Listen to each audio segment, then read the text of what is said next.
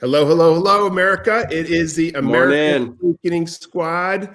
Good morning, good afternoon, depending on where you are in this great land or around the world. It's great to be with you here today. I've got my friends, as always, Joel, Marissa, Josh, Calvin, Jeff, and going to come to us from Nashville, and a special guest in a little bit. And the topic of today's show is something which everybody should appreciate right now. Help is on the way. I like the sound of that. We've got now, as of today's unemployment figures, another 5 million plus filed for unemployment today. We're at 22 million folks unemployed. That number is only going to get bigger. We know that in the short run. The death figures are only going to get larger for a while. The sickness figures are only going to get bigger. So it's going the wrong way, it seems, for a bit. But what we ultimately know is we're made for purpose and meaning. We're made to transcend this moment. We're made to overcome the adversity we're placed in. And help is on the way. We'll talk more about that in a little bit. And to get us going, we're going to kick it over to the house worship band leader, Josh Jacob, with something special and worship for us. Thanks, friend. Yeah, right on, John. King of my heart.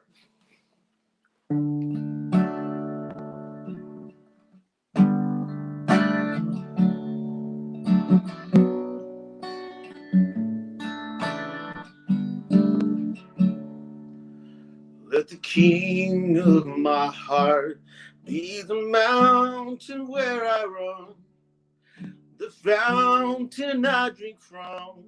Oh, he is my song.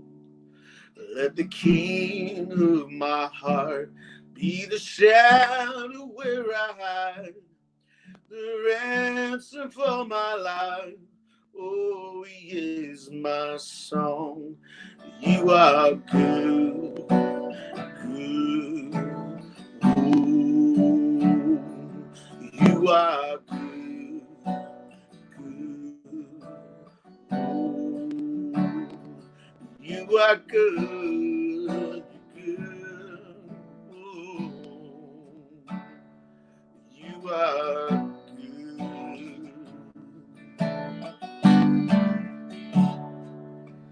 Let the king of my heart be the wind inside my sails, the anchor in the waves. Oh, he is my song.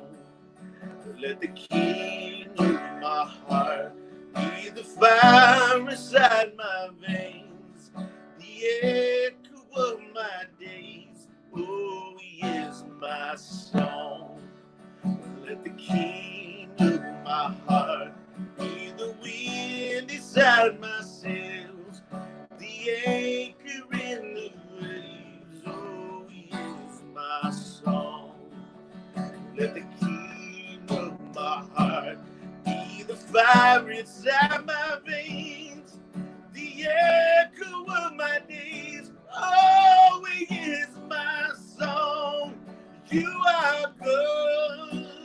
Good, oh, you are good, you're good, oh, you are good, you're good, oh, you are good, good, oh,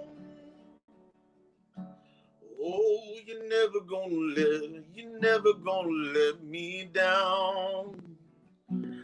Oh, you're never gonna let me down. Oh, you're never gonna let me down.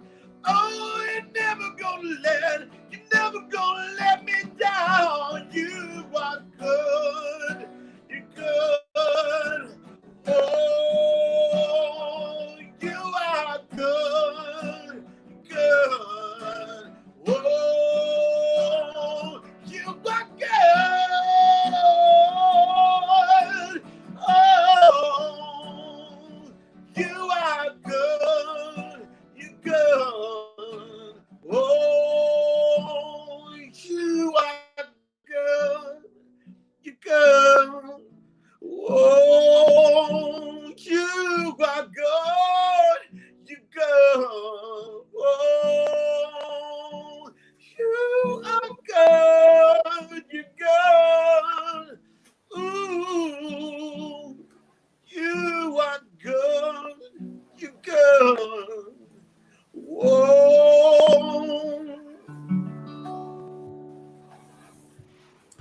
Come on, Josh. Come on, you're good. Man. That's Come good. I think it's Calvin's version of a standing ovation back there with the hands up. I don't know. Yes. Hey, Yeah, like he's that. never gonna change. Never gonna let us down. Let's go. Amen. Yeah, let's go. I really especially am feeling that one today too, Josh. I think everybody is.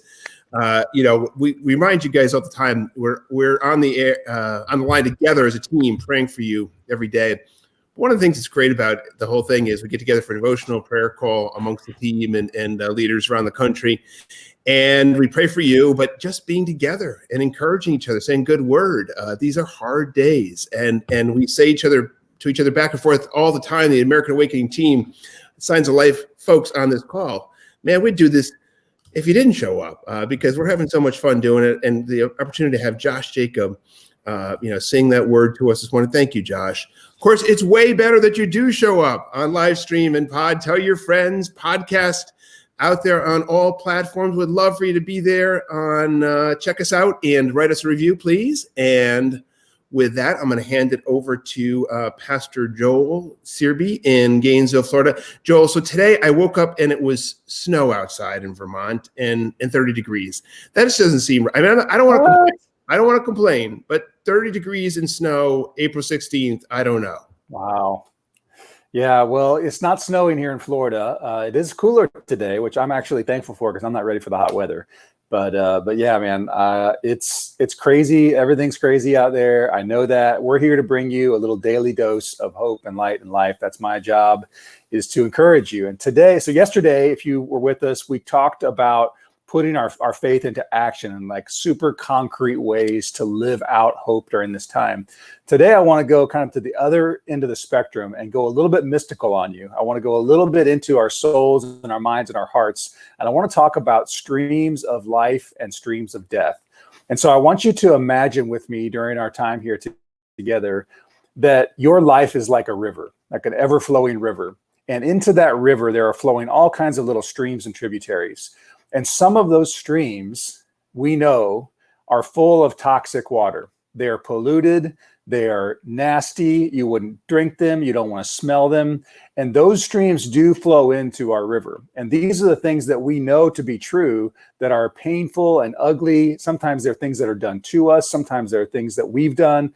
Sometimes they're things that are out of our control, like feelings right now, like unemployment and worry about your health and anxiety. And those toxic little streams are real, friends. I realize they're real. But sometimes we forget that there is a flowing river of our life. And when we are in God, when we are in Jesus, we have access to the river of life. I want to remind us of two verses real quickly. One in Revelation 22, verse 1, it says, "Then he showed me a river of the water of life, clear as crystal, coming from the throne of God and from the Lamb." This river of flowing water is coming directly from God into our lives. And here's what Jesus said about it. From the inside will flow rivers of living water when we know him, when we believe in him, when we follow him. And so there is a river available to us that is crystal clear, refreshing, drinkable, full of life. And I just want to challenge us this morning, as you go into that place in your mind and your heart, do not allow yourself to focus on those toxic streams. You know, we could try to dam them all up and throw a bunch of rocks and mud in there, but let me tell you, that is a futile exercise. The best way to deal with the toxic streams feeding into the river of our life is to allow the river of life, the water of life, Jesus, to just rush through us and to flood it all out in the ways that only he can. So I hope that encourages you today. That's your daily dose. John, back to you. All right, quick hitter response and question to you, Joel. When you say let the right stuff flow in, what are you thinking about? So I hear you on the toxic bit. What do you do on the other side? We've implied it over lots of shows here, but what do you got from that? Well, for me, it's really pretty simple stuff. It's spending time in worship. You know, just even listening to Josh's song, that gave me life. That didn't bring me death. Reading the promises of God, the scriptures are just full of promises that God gives us. It's spending time with people who encourage me and allowing them to speak encouragement into my life. It's spending time in quiet prayer and reflection and just saying, God, I actually need you. I need this river of your life to flow through me. So those are just some practical things that I do. Awesome. Well, which you're glad that I didn't sing, because then that would have brought death. But but Josh brings life. Over to you, Jeff. Oh man, good morning, guys. If I look tired, and guess what? It's because I am. So there you go with that one. Good morning. I'm excited to be chatting with you guys. Okay, I'm actually going to toss back to you guys for a second with a question. So let me read a couple stats, and I want you guys to guess what film studio this is. Okay, you guys ready for this? And you can just shout out answers. So there's only one film studio that has 15 collective Academy Awards. So they've won 15 total Academy Awards. Every single movie they've ever made that has averaged together over $600 million at the box office, each movie. So every movie they release averages $600 million at the box office, which that's like an absurd number. And they've had a string of 14 number one movies at the box office. So that means 14 in a row that they've released have reached number one. Anyone want to take a guess at what movie studio that is? Disney. Nope. Marvel? DreamWorks. Nope. You guys are close, though. I was actually impressed that you guys actually got in the right wheelhouse. Like so Pixar? Pixar. There we go. Pixar. Wait, Now, were you going to say something, John? Pixar's not independent still, is it though? No, but this is when most of these stats were. So they're technically under Disney, but their percentages get less when they're in Disney. John, whenever Jeff goes, we just have to go along with it. Exactly. Here's what I'll say though. With these stats, you go ask Pixar if they have their own little identity compared. You go ask employees, they probably would say, "Hey, we're Pixar, we're not Disney." We respect it. Fair enough. Exactly. All that to say though, they basically have one of the most prolific, not just film creation studios, but literally out of any creative capacity, any creative studio that's ever lived, whether it's art, music, film, etc. They basically almost make every single thing a home run, which is pretty absurd and pretty hard to do. You have a movie studio has one movie that comes out that grosses $600 million. Everyone says that's a raging success and that's a home run. They do it almost every single time. They've only flopped like one or two movies. If you've seen Cars 2, you know what I mean. Anyways, the interesting thing, though, about Pixar, when you research them, is they have a lot of things that actually are embedded ritualistically into their culture that I think are very much responsible for why they have such a success rate over and beyond anyone else. And the one thing I want to talk about for just 1 minute and hopefully bring an encouragement through is this concept of the brain trust. So if you've read any books on Pixar, I've read multiple books on Pixar, the Steve Jobs, connections, just Ed Catmull's books, some other ones. But they're fascinating. And they have this concept called the brain trust, which is basically in the pipeline of every single movie, there will be multiple times, they usually do it once a quarter in like the main chunk of when they're making the movie, where it's called a brain trust. And what it usually is it's kind of like a roundtable boardroom type thing, but of not the executives, of all the other directors of all the other films. And what it is it's basically this room where they just get to start tearing apart kind of the first draft, the second draft, the third draft of the film. And it's a brother and sister kind of in the trench mentality. That's why I said there's no executives. It's just like, oh, I'm a director, I'm going to bring my movie to the other directors. And there's three really big rules they have. Let me see if I can find these. I wrote these down from earlier. Where did I write them? Oh yeah, here it is. So they have 3 ground rules, and that's it for the brain trust. And it's absolute candor, absolute trust, and absolute empathy. And then they have one rule that is inherent to the foundation of the brain trust, which is we all agree that if you're bringing your movie to the brain trust, your movie sucks. Meaning like that it's inherently believed that you only do this, that every movie starts bad. Every movie starts not as a home run. Every movie starts not good. And I think starting with that mentality of, man, I am coming into this admitting this is not good, it needs help. And then I'm also going to operate on these 3 principles: absolute candor, absolute trust, absolute empathy. I think that's literally the recipe that makes those movies successful, because when you have that as the bedrock, that is the soil to allow things to grow. And so I just want to encourage you today, what would that look like for your life? What would it look like for you to have a brain trust? Whether it's peers, whether it's friends, whether it's family, the people that you can trust. But I do think we are created to wholeheartedly pursue that, to pursue our own growth at all costs. And especially if you're a follower of Jesus, there's nothing to be afraid of, because it's like our identity is in his performance, not ours. So we can just be as free and as honest as possible, because we're just trying to accelerate our growth becoming into his image. So what would it look like to reach out to a few people, maybe for a couple months at a time, a year at a time, and just say, hey, what would it look like if we Skype once a month, if we get together once a month, obviously once we're out of quarantine, and we have this brain trust where I lean into my weaknesses, I lean into my vulnerabilities, you speak into those with absolute trust, candor, and empathy, and then we can grow together. And I think that's my encouragement for you today, because when you do that, you actually can reach levels that no one else is reaching, because a lot of us don't live like that. So that's my encouragement for today. That's a great one, Jeff. I have to say, echo that entirely. And not that my life is living proof that it's good as an outcome. I'll leave that to others to judge. But I have been doing that for over 3 decades now with different groups, and it's evolved over time. And you're absolutely right. The anchoring bit of this is, are you working off the assumption that everything's okay? Or are you working off the assumption that everything's not exactly okay and you need a lot of help? And I always work off the assumption that the latter. Everything's not necessarily entirely okay, and I need a lot of help. Can you just say the 3 again for us, Jeff? Yeah, so absolute candor, absolute trust, absolute empathy. So you have to have a place where someone can be absolutely honest, but then you also have to have a place where there's absolute trust. You know, and you believe that they're speaking for your best, and then empathy, that they actually relate to you. And that's why I like the Pixar Brain Trust, because it's all directors. So there's a really strong level of empathy because they all kind of understand. They're speaking as brothers and sisters, right? Where they understand the process, and so they can be empathetic towards each other. Well, it's a great example. I've read some about the Pixar world. I don't know it nearly as well as you do. But what's really remarkable about the anecdote that you're telling and the story about Pixar is those egos have got to be colossal, right? I mean, they're all successful, right? And tremendously impressive individuals. And they have to then subjugate that and lean in vulnerability. That's remarkable. So what an encouragement. One last little nugget I'll give too. I think it was actually an Ed Catmull quote where he basically says, he literally has this quote where he says that my job as the president, and then also to kind of shepherd the Brain Trust, is to make the movie go from suck to not suck. So that's his goal at Pixar. I make the movie go from suck to not suck. And I'm like, man, I actually think that I love that, and that should be us with our lives. Well, that's encouragement for me. I'm going to try to go from, suck to not suck a little bit more. That's right. Amen. Aren't we all? My goal today. Yes. Put it up on a sign for yourself. So pivoting over to the team in Boston and our regular feature. Wow. So that's happening. A little bit of update of what's happening in the world in this strange time. And then over to our discussion topic, hope is on the way.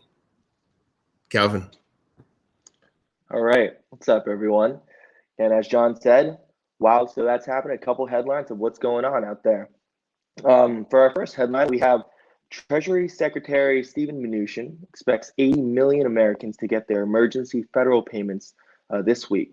The first payments will go to those who have already filed their 2018 or 2019 tax returns and authorize the IRS to make a direct deposit if they are due a refund.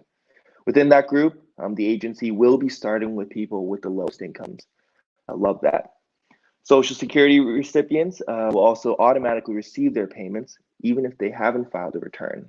Taxpayers who haven't authorized a direct deposit could be waiting for weeks for a check in the mail. So fear not, you can go online and update your bank information using the Treasury's new web portal, which went live Wednesday. The IRS created an online tool called Get My Payment, and that can be used to check on the status of your money. It launched Wednesday and is available at irs.gov. Now, the news we have: most U.S. airlines have agreed to accept aid from the federal government to cover their payrolls and preserve jobs, with flying at nearly a standstill amid the coronavirus pandemic. 10 passenger airlines have told the Treasury Department that they'll take funds from a $25 billion salary support program funded in the $2.2 trillion stimulus package passed last month by Congress. And it includes 6 major carriers: American, Delta, United, Southwest, JetBlue, and Alaska, as well as a few smaller ones like Hawaiian, Frontier, Allegiant, and SkyWest. Each airline appears to have been granted an aid equal to roughly 76% of their payroll for 2 quarters, less than expected, and indicating that the carriers asked for more than the total of the $25 billion available, requiring that the awards be scaled down. So again, a couple stories of what's going on out there. And now I'm going to pitch it over to our sister Marissa for the discussion question of the day. Thank you, Calvin. Thank you. Again, on this note of help is on the way. You just heard about help in our finances. Yay. Thank you, Lord. Help in industry. Thank you, Lord. They need that too. Now we're going to talk about help in what might seem to be an unlikely place for people: help at home. So I know a lot of us are at home with family and work, and prior to Corona and probably even now, a lot of people have felt like they wanted to keep their work lives and their personal lives very, very separate. And unfortunately, for a lot of people, they're probably in closer proximity right now than they've ever been. And so what I'm wondering is, again, in the same spirit of trying to get help, because we all need help wherever we're at, can help be on the way to us in our different endeavors, in the work, in growth, right at home? What are some positive experiences that you guys on the team have had when you've allowed your worlds to come together, your personal and your work worlds? When they've come together, what have been your experiences? And can choosing to bring your worlds together actually help further your plans or your projects or just the state of your relationships? What has your experience been? Jeff, I'd love to actually hear from you about this first, because I know about one of your projects with you and Alyssa. Share more. Which one are you leading me to?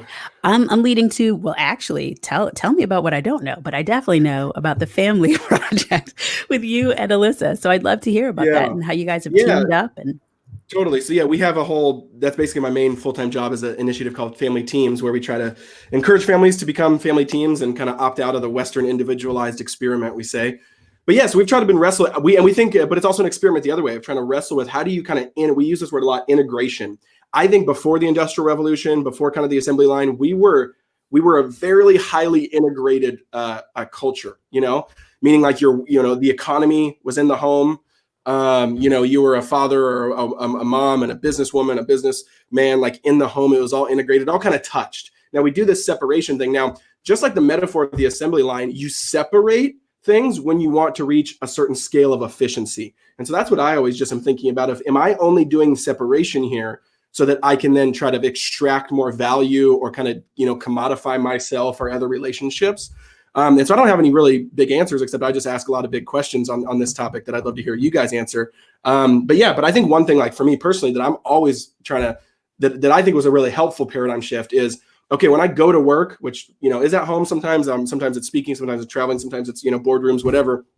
For me, I don't leave my fatherness or my husbandness at home, if that makes sense. In fact, I actually think I can be a better person in those positions if I bring my father hat and my husband hat with me, meaning like it's a part of, those are core parts of my identity. And and so I would just say, wherever you're at, I think it's actually helpful to let the core parts of your identity, the really highly relational ones, that don't involve your work, infect your work. And I think there's something about that when you try to stop doing that division, for me, it's been really, really helpful. But I don't know if that helps or if that was what you were asking.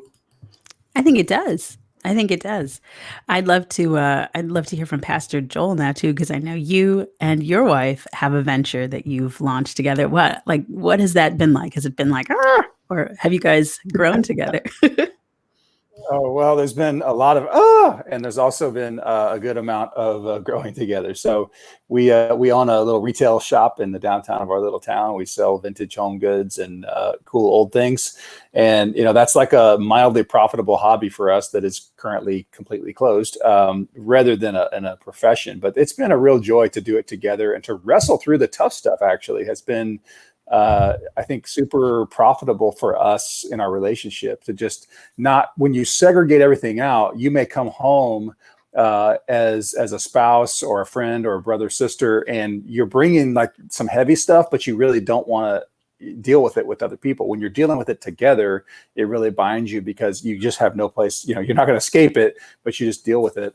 So that's been really great and journeying on that. And the other thing I would add is just, with my kids, kind of continuing on Jeff's theme, my kids are 9 and 12, and they've asked me many times, so what is it that you do? And I've tried to explain to them, but it's just a great conversation to talk about how we take the things that we have, the experiences we have, the gifts and talents we have, and put them out into the world. So that's been a great thing, is to be able to talk to my kids more about what I'm trying to do in the world. That's very cool. That's good. That is good. A lot of positive in all that. And you guys, all right, Jeff and Joel, you guys do this well. I'm going to speak to the other side of this for those out there that may not find it easy to do that well.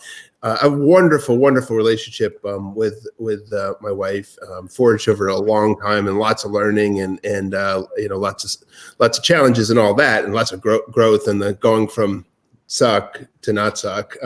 We hope implemented over time on my part. But one of the things that I've actually learned is that our work rhythms are just different, which is just to say that my style of doing something, achieving an objective and getting it done is different than hers. And so for us, actually, we found it to be useful to figure out that it's not exactly always great to try to forge the work styles together and say, all right, let's keep it separate, because we're more effective when we're mastering our different areas and allowing each other to be bosses of certain domains. So anyway, that's not a perfect answer by any stretch, but that's certainly where we are over time. No, I love that. I think you have to decide, like, if there's sometimes where divide and conquer is the best strategy, and there's sometimes when like an integration is the best strategy. So I think you just have to be sensitive to what that is. One little nugget you just remind me of, John, that I'll give you is probably the best marriage advice I've ever gotten, but it totally revolutionized even how me and Alyssa partner in business and partner in our projects. Is a mentor of mine said, hey, Jeff, Alyssa is the smoke alarm of your family. And we had this conversation because I was basically not listening to the smoke alarm, meaning like whenever she would get highly sensitive or say, we shouldn't do this, I shouldn't do that, I would kind of just have the attitude of like, what are you talking about? I go really fast. If you can't tell. So I'm like, no, just let's go. Like, let's do this. Let's do this right now. And she would kind of put objections up, and I would just get so upset. I would get, I would just couldn't, process it, etc. And he was just saying like, she's the smoke alarm of your family, meaning like a smoke alarm is going to beep. If you're downstairs in the bedroom and it's up, it'll beep before you even know there's a fire in the house. So like you should pay attention. Basically, like don't yell at the smoke alarm. Actually listen to it. It's actually telling you something very, very specific that it's skilled to do that you're not skilled to do. And not every husband-wife relationship is like that. But I know with me and Alyssa, she's more sensitive than I am, more intuitive than I am. And so I like now, but what that did is then it allowed the differences, like you were saying, John, to actually integrate together as a team of like, oh, I'm not just like resisting that now. I'm actually accepting that difference, if that makes sense. Well, I'll jump in on that and say 100% agree with don't yell at the smoke alarm. But it never goes well. Figuratively and literally. But one of the things that, contrary to my last observation about being different and everything, the one thing I have learned over time is that unless you're synced up in principle, and the home life versus the work life, then don't move forward, because that is a recipe for disaster. And that's hard. It's hard. I mean, it's hard, but slowing down and getting on each other's rhythms to say we should be moving forward, even if you're doing that and I'm doing this, that is 100%. I could not agree with you more. Your mentor more on that, Jeff, in my own experience. That's really good. That's really good. I know we've been talking a lot of marriage stories, which is fantastic. I'm just going to chime in about one that I know about, because I used to be very, very, very sort of protective and territorial of my work. I'm a type A person. I like to get things done, and I could do it my way, and it's great. But one time so you all know I love film, and I grew up in a family that we recite lines to each other all the time. That's probably one of our best ways of communicating. But I wanted to write this script, this like Western about like the start of the Pony Express. And I have a brother. Shout out to you, KWP. I have a brother who like we both sort of inhale film, and I was getting really stuck on some parts, and I'd never written anything with him, and he'd never written a script before. But I don't know, we just kept talking about it, and even though I didn't want to let somebody in, it felt like he was like there at the right time with the right amount of energy and same spirit, and it was fantastic, sort of allowing somebody who I know, like to your point, John, had this sort of shared rhythm and shared sort of understanding. And the crux of the thing was about this sort of like brotherhood, sisterhood of folks who were doing this thing together. And we were able to really infuse our really close family brother-sister bond into the thing. And so, while I thought it was probably going to ruin the thing, and, he wouldn't know what he was talking about, it was actually a really fantastic experience. And so, as somebody who used to say, like, let not the two worlds meet, in certain seasons, at certain times, it can be a really fantastic thing. So just sharing that out for folks. Don't be. Yeah. What's his name again? What's his name again? Oh, well, his name is Kenneth Walter Prince. Putting you out there on blast, Ken. But I KWP. KWP. Okay, that's there right. you go. That sounds like a public radio station, doesn't it? KWP. Absolutely. We're grateful for your contributions to Marissa's life, KWP, in a lot more ways than she's mentioned today, I'm sure. So, hey, we're already at 30 minutes. Calvin, go ahead. Calvin, you can't. I'm sorry. No, you no, can't. no. Time. Do it, Calvin. Bring it. Do it. You got one word in this. Go for it. All right. Well, because like I feel like I'm slightly in between. I'm not married yet, but I am engaged. But something that did pop up again, and we've been praying for what Joel and Jeff have of this kind of joint partnership in being able to work together and kind of blur the lines between what's going on at home and at work. But I do agree with John. Like, my reality right now is that Sunny, my fiance, she has a different job, right? And so what's going on in her workplace, it seems like she's in a different kind of place of mission, whereas I'm doing this. I'm with you guys every day. And so, yeah, I feel like one of the principles that could be really key as far as being aligned that John mentioned would be prayer. Like at the very least, can you find common ground in what you guys are praying for? Because then you're on a common mission, right? You're praying for the people you're working with. You're praying for each other's families. You're praying for each other's ministry in that workplace. And so as far as something practical, a principle that you can be joined on is that, hey, we may not be in the same work rhythms. We might not even have the same type of job or be in the same workspace, but nonetheless, you can join in prayer and praying for what the Lord is doing through you in that place. So just something practical. That's super good. Can't argue with that, Calvin. That's strong stuff. Marissa, who do you want us to wind up with the movie line of the day with today? You want to do it? I think I've covered it the last couple of days. I think I'm kicking it over to my boy Jeff because hey, that's right. And I was actually stoked on it.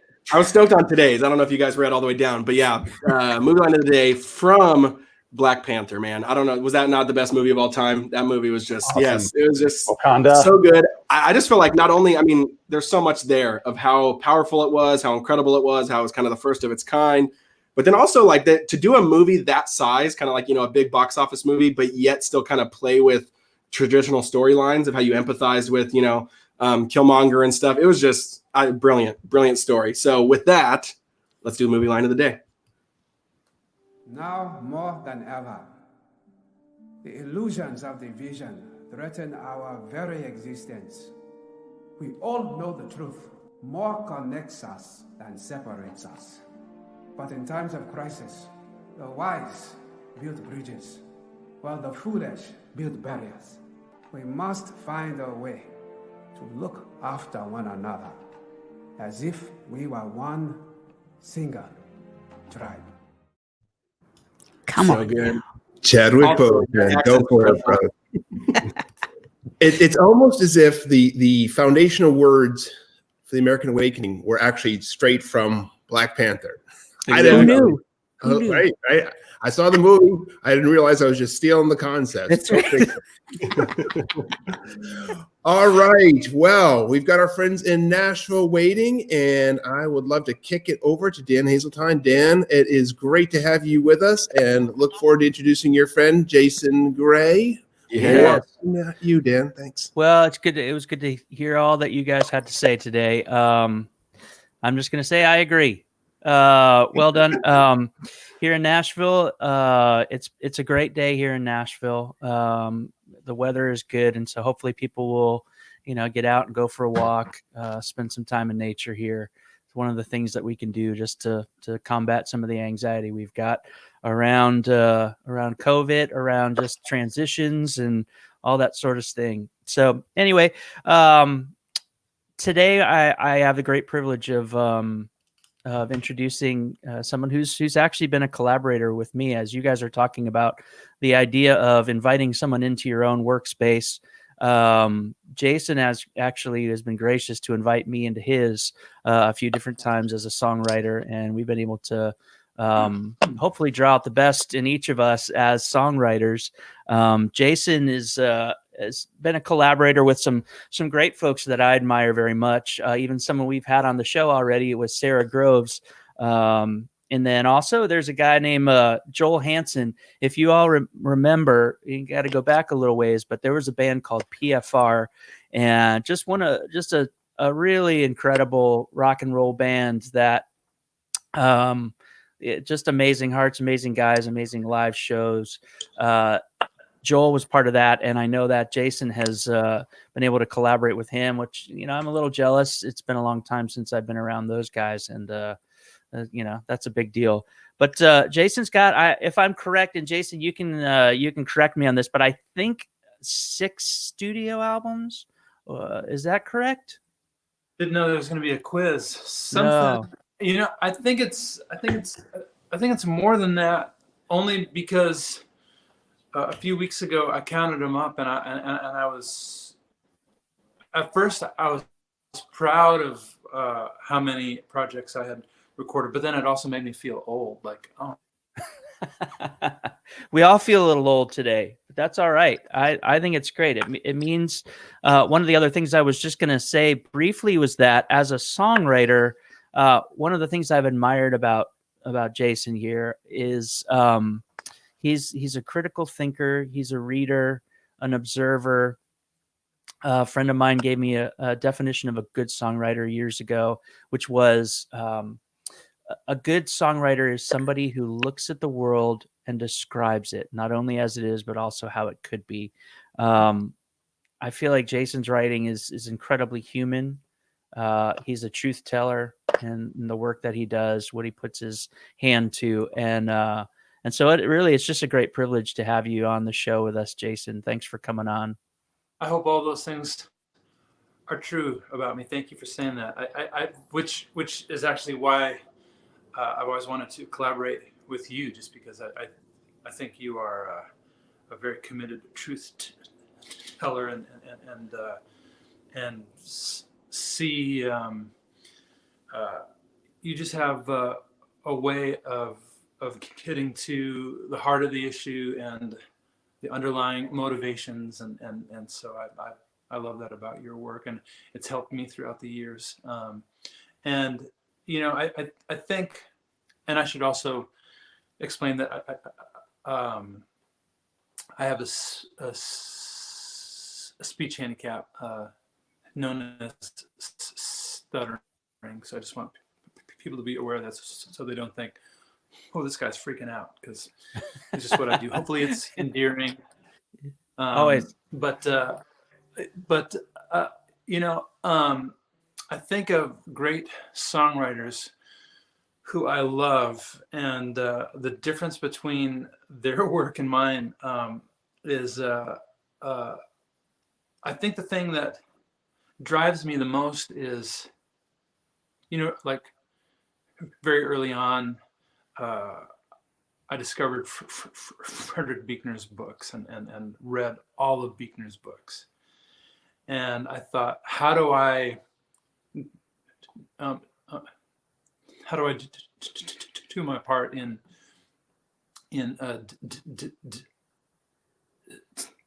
disseminating his way of thinking and the ideas and all that kind of stuff.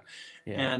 And so I thought, if I could somehow write some of his ideas into 3.5-minute pop songs that might be heard on Christian radio, that might be a meaningful way of spreading those ideas that could be helpful to others the way it was helpful to me.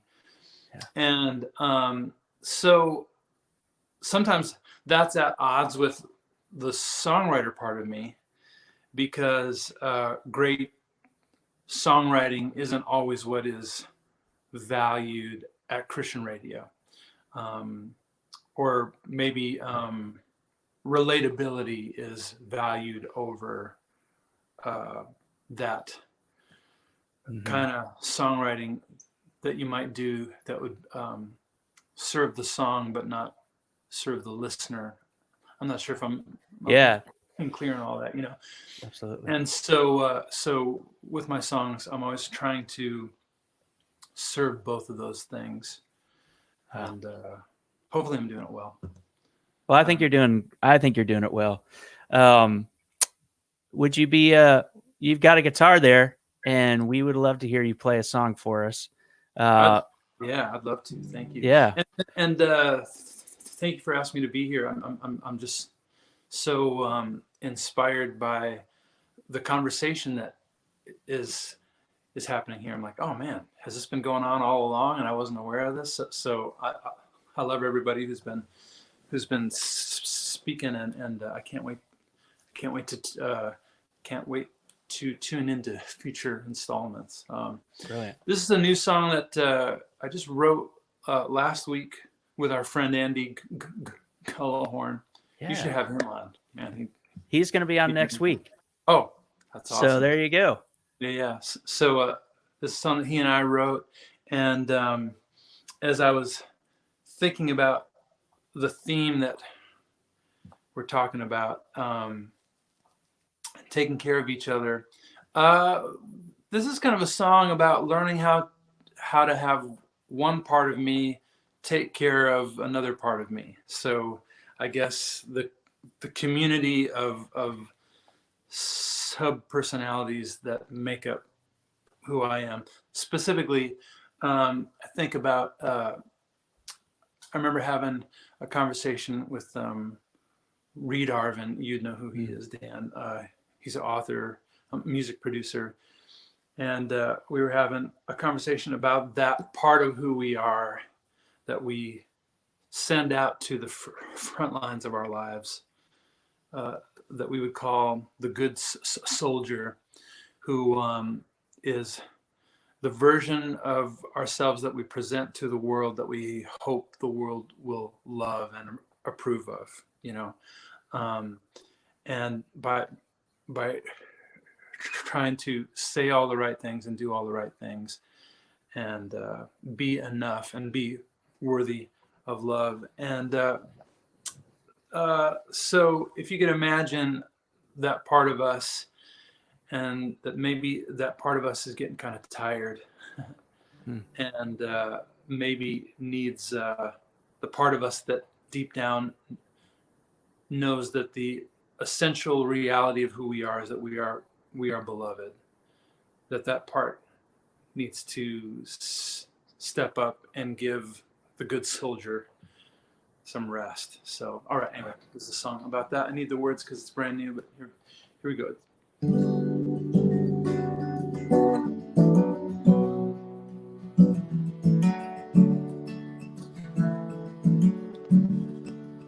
You're a good soldier.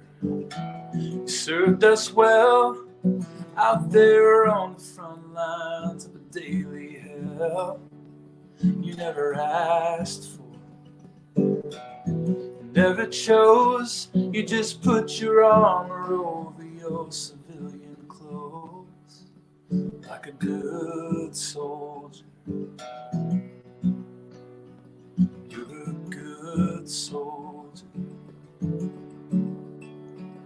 You're a strong fighter in a civil war, the struggle for the love that you're longing for. You feel unworthy and duty bound to sacrifice yourself just to hold your ground like a strong fighter. You're a strong fighter, but you're so tired.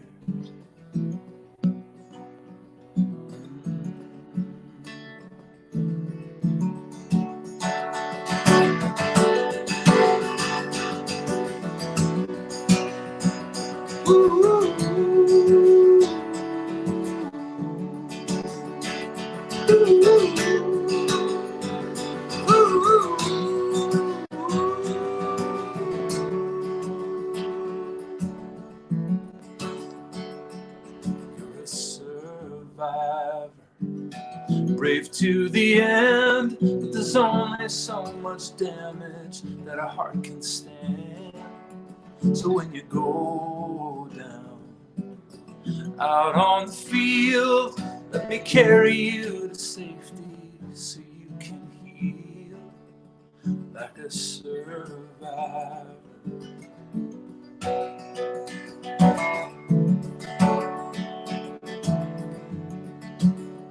I know you're so tired.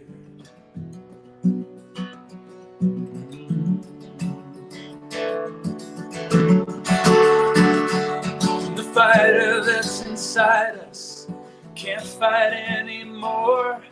Let's strengthen the surrender, a way to end the war. Oh, but you can keep the medals they pinned onto our chest. Thank you for your service now. It's time for you to rest and lay your armor down.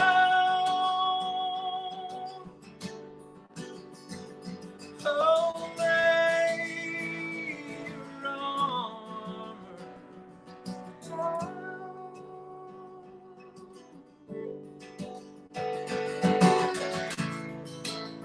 Lay your armor down.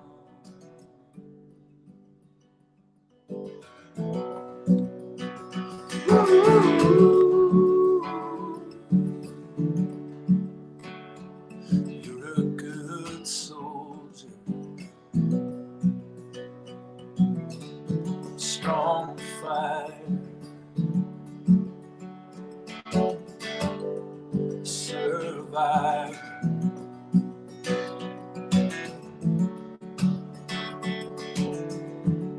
Now it's time for you to rest.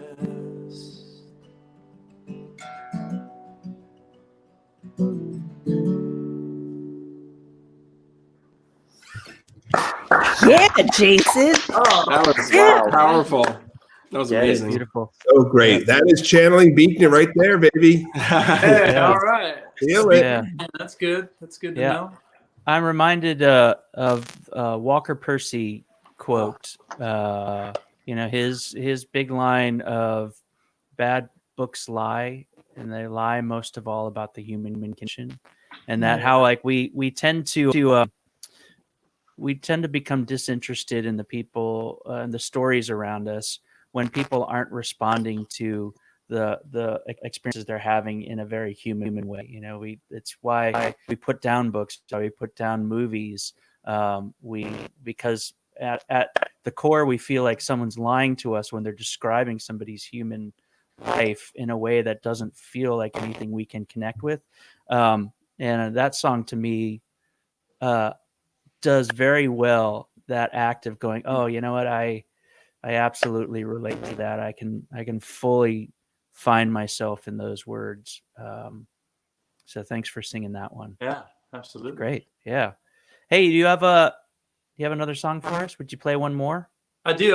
I want to play one that we wrote with each other. I think this is our first time we collaborated, and I often tell people that if I could only be known for one song, it would be this one, which is the one I wrote with you, and I probably love it so much because all the best lines came from you. So, and I'm a big fan. So, I think all of my songs in some way are saying this idea. So this kind of sums it all up, and it was inspired by that line from Rumi, who said, "The wound is where the light enters you." So, all right. I remember when we sat down to write this, Dan, you said, I got an idea for an opening line, and I still remember the opening line. And it was, they found the bones of Jesus under a bridge in San Francisco. I thought, oh, that's amazing, but where's that going to go? So I'd still like to write that one with you. But I'm also glad that we wrote this song on that day. So, all right, I'll play it for you. Let me go up a half step here.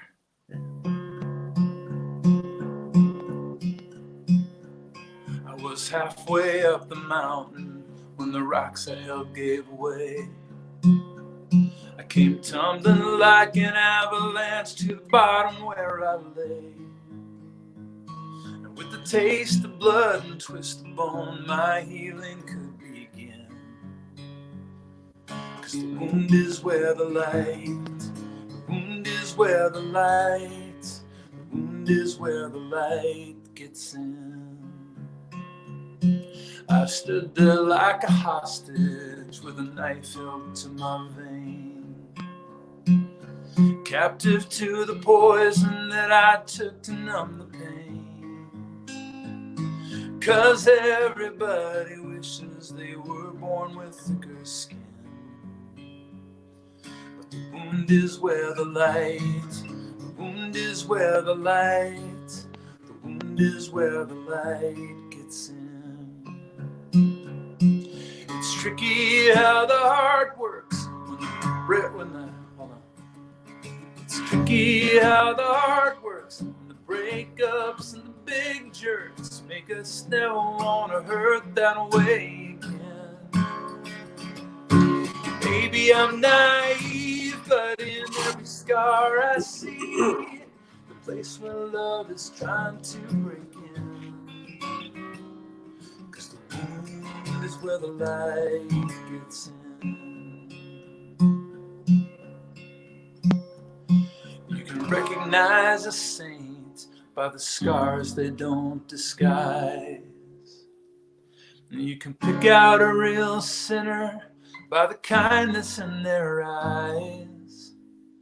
So if you're stumbling in the dark and bleeding at the shin, just remember the wound is where the light, the wound is where the light, the wound is where the light gets in. Oh, yeah, the wound is where the light, the wound is where the light, the wound is where the light gets in. Man. Ooh, that's powerful. There you go. That's awesome. You guys wrote that together? That's good. Yeah. It's amazing. That's great. It's fun to hear you sing it because just what a great day.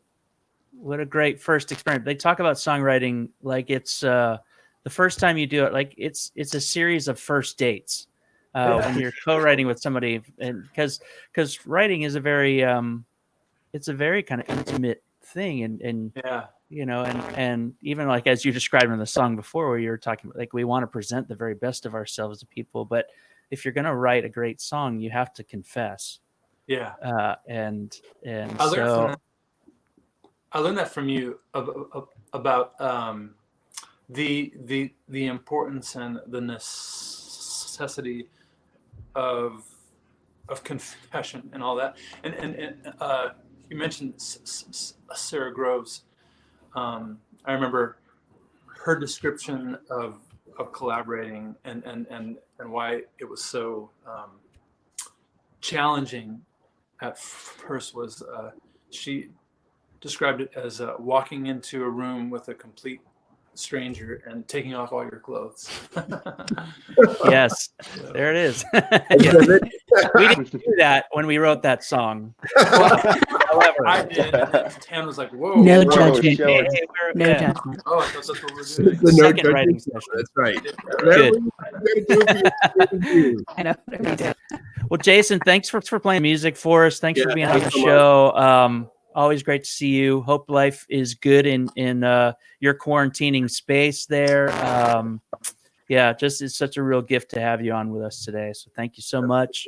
Thank you for having me, and thank you for the nature of the conversation that you guys have, and it's just refreshing. So thank you for being so truthful. Jason, you spoke a wonderful word into that for us today. We really, really appreciate it. Your words were as touching as your music, and I'm so grateful for that. For everybody who's out there, remember, you can check us out on Pod with our relevant partners. More to come on all of that soon, but check us out, please, and leave a review.